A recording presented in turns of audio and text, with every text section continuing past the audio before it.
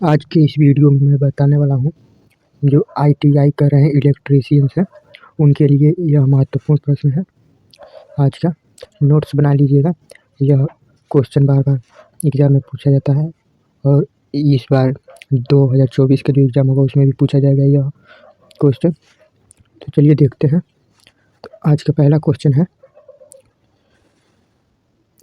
वैद्युतिक कार्य किस प्रकार के व्यक्ति को सौंपना चाहिए?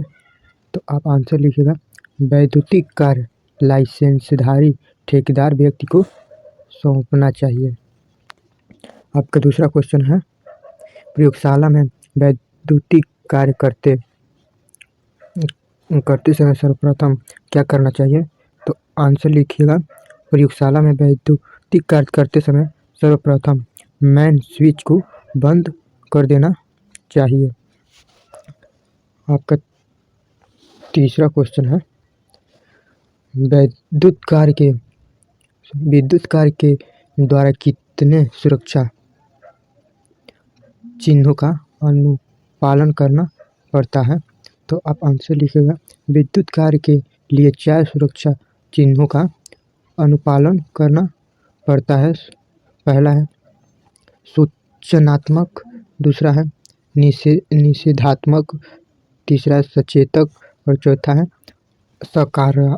सकारात्मक।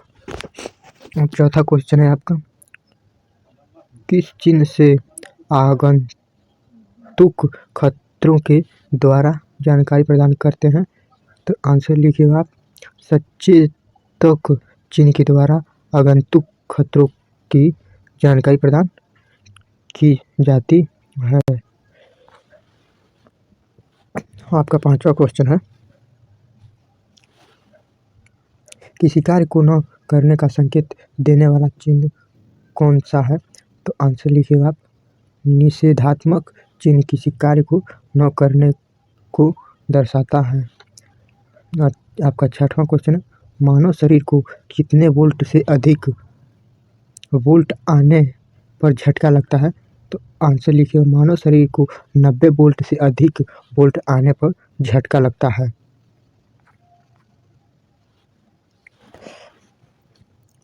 आपका सातवां क्वेश्चन है, वैद्युतिक प्रयोगशालाओं में हेलमेट, चश्मा, हाथ दस्ताने आदि पहनने के लिए किस चिन्ह से प्रदर्शित किया जाता है? तो आंसर लिख दीजिएगा, सकारात्मक चिन्ह से। आपका आठवां क्वेश्चन है, प्रयोगशाला में धूम्रपान न करने का संकेत कौन सा है? तो आप आंसर लिख दीजिएगा, नकारात्मक चिन्ह के द्वारा।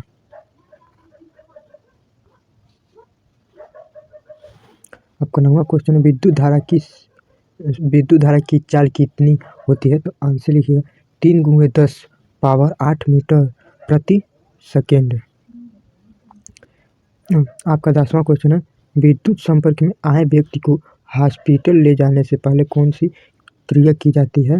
तो आप लिखिएगा आंसर, प्राथमिक उपचार। आपका 11वां क्वेश्चन है, प्राथमिक उपचार की वह विधि कौन सी है जिसमें पीड़ित को पीठ के बल लिटाया जाता है? तो आप आंसर लिख दीजिएगा, सलेवेस्टर विधि में। आपका 12वां क्वेश्चन है, वह विधि कौन सी है जिसमें व्यक्ति को पेट के बल लिटाया जाता है? तो आप आंसर लिखिएगा, शॉफर विधि में व्यक्ति को पेट के बल लिटाया जाता है। आपका 13वां क्वेश्चन है,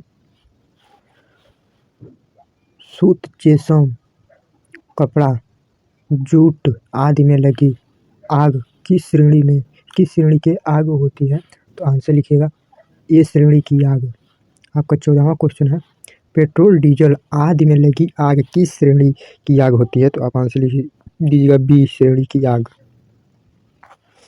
आपका 15वां क्वेश्चन है, LPG गैस व अन्य पदार्थों में लगी आग किस श्रेणी की आग होती है? तो आप आंसर लिख दीजिएगा, सी श्रेणी की आग। आपका 16वां क्वेश्चन है, वैद्युतिक सर्किटों, तारों आदि में लगी आग किस श्रेणी की आग होती है? तो आप आंसर लिख दीजिएगा, डी श्रेणी की आग। आपका 17वां क्वेश्चन है, ए बी श्रेणी की आग को बुझाने के लिए कौन सी अग्नि अग्निशामक यंत्र काम में लिए जाते हैं? तो आंसर लिख दीजिएगा जल युक्त व झाग युक्त यंत्र। आपका 18वां क्वेश्चन है, गैसीय पदार्थ में लगी आग को किस अग्निशामक यंत्र से बुझाया जाता है? तो आप आंसर लिख दीजिएगा शुष्क चूर्ण वाले यंत्र से बुझाया जाता है। आपका लास्टवा क्वेश्चन है 19वां, वैद्युतिक तारों में लगी आग को किस अग्निशामक यंत्र के द्वारा बुझाया जाता है? तो आप आंसर लिख दीजिएगा